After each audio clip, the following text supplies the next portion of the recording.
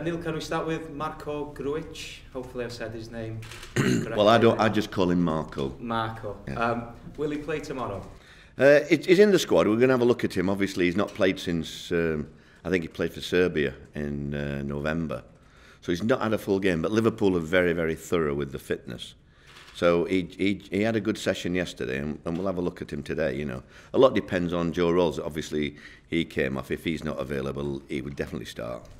Apparently, you beat a lot of teams to his signature. Is that how you understand it as well? Well, I was after two players, and the other one never really convinced me he wanted to come. So as soon as I spoke to Marko, it was obvious to me that he wanted to play. I spoke to him about the club and about the opportunity and everything, and it wasn't till later on that I was told there were 2 or 3 other clubs wanting to speak to him, you know. But I think he's a lad of his, his word, really. We talked, we got on really well from the first conversation, and he came down like he said. I must admit, I did have my fingers crossed when I hadn't heard from him that morning when he was supposed to arrive, but he was there with his dad and Julian from Liverpool, who's been very helpful. They just want him to play.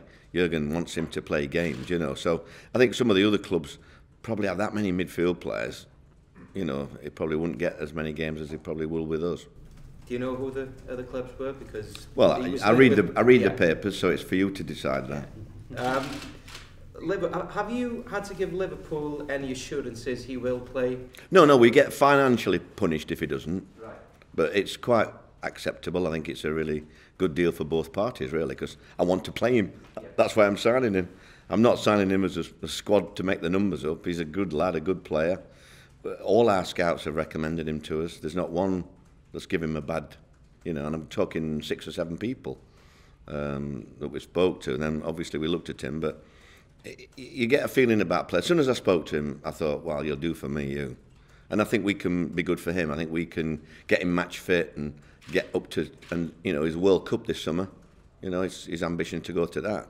So if we can get him up and running, then it'll be great for both parties. So just to confirm, Liverpool expect him to play an X amount of games in a Well, they want him to play. They think he's got more opportunity, I think, with us, and he has. We won't get punished, obviously, if he gets injured or things like that. But, we've got, I think, 19 games, and I think, hopefully he'll play in all of them.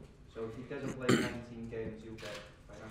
Well, I think, no, they're not as hard as that, Liverpool. I think they allow you... the lads never played 3 games in a week for 2 or 3 years. So, the Championship being what it is, they allow you, that he might need a rest.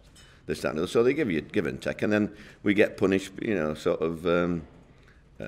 he plays 50% of the game, 60%, 70%, are you with me? So forth. So I think it's a good deal for both parties. I think it's a good thing as well that clubs are doing that now, because a lot of clubs take players from the Premiership and they don't play them. Well, it's a waste of time going. Not just the Premiership, even loan players like that we loan now. I want them to go and play. If they go and make up the numbers, for me, it's pointless. So we'll have to look into this now a little bit more. Not the financial aspect, but I think we'll have to look at probably penalising clubs that take our players if they don't play them at a percentage of the games.